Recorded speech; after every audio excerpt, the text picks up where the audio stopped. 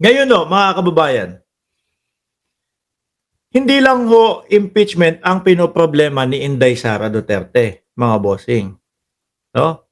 Hindi lang po yung confidential funds, hindi lang po yung bribery, hindi lang po ano pa, yung pagtatangka sa buhay ng Pangulo. Siya mismo ho nagsabi, mga kababayan, na ang kanyang pangalan ay nandoon po sa listahan ng International Criminal Court. Di ba? Ayan, Sara Duterte believes she's on ICC arrest list. Di po ba? Kung babalikan natin yung sinabi ni dating Senador Trillanes, no? Yung batch by batch. Unang batch nga daw po si dating Pangulong Duterte, which is nangyari ho, mga kababayan, ha? Dati ang yabang-yabang ng mga DDS, ang sinasabi ng mga DDS, Mark, nasaan na nga ba yung ICC na ipinagmamalaki mo? Tas magtatawanan ho dito sa ating channel. Di ba? Magtatawanan, no? Wala pala yung ICC mo puro kayo ICC. Nung dumating ho, mga kababayan, iyakan yung mga DDS. Ngal-ngalan ho yung mga DDS. Bakit arrestin nyo na si Tatay Digong namin? Nangyari yung sinasabi ni Trillanes. First batch.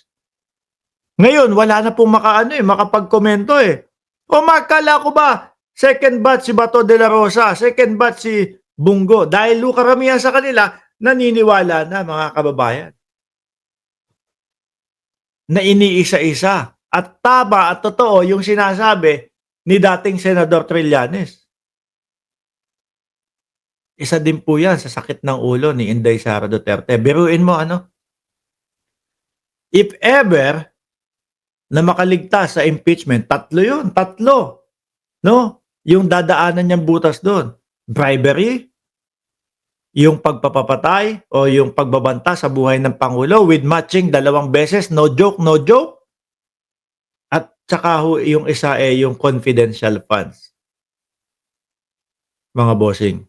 Iyak kami talaga kasi mahal namin si Duterte. O, di ba? Hindi, nung una, di ba, ayayabang ng mga DDS. O, Mark, puro kayabang, nasaan ang ICC?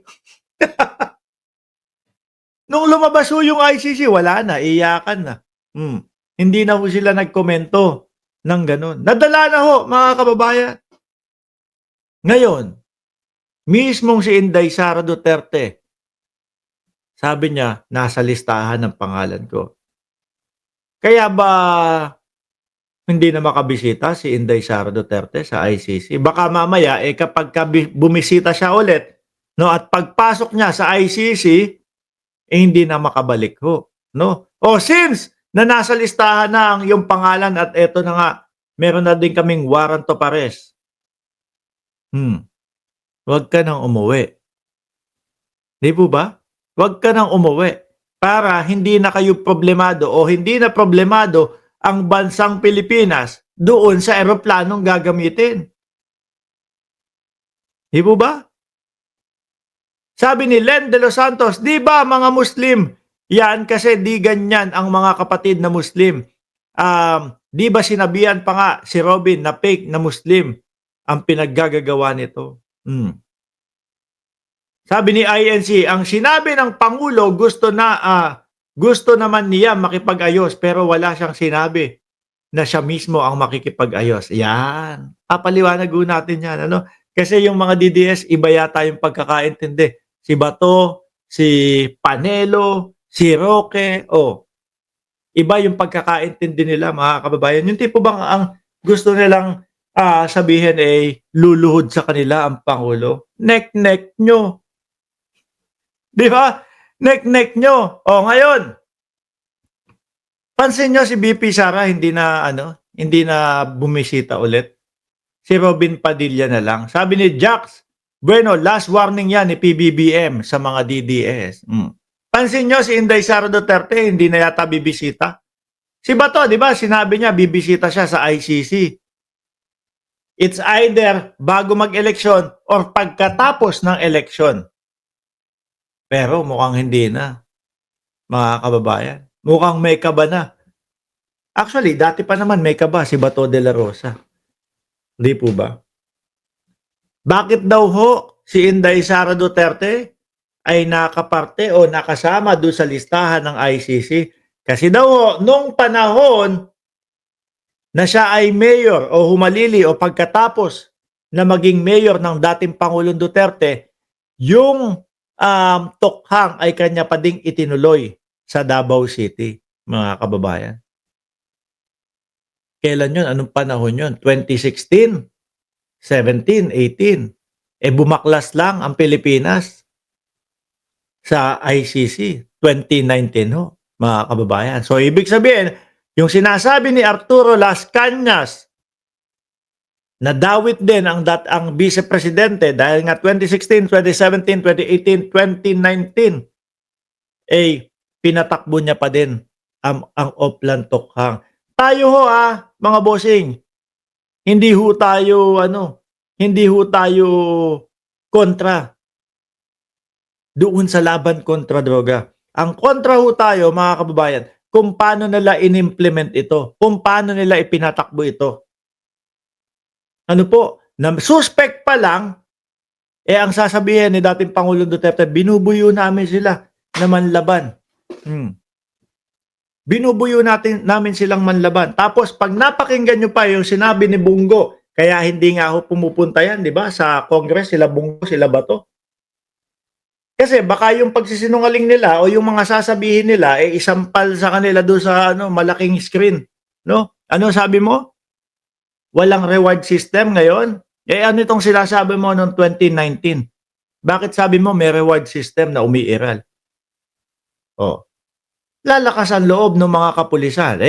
Banatan na natin yan, pare, no? Suspect pa lang, pare.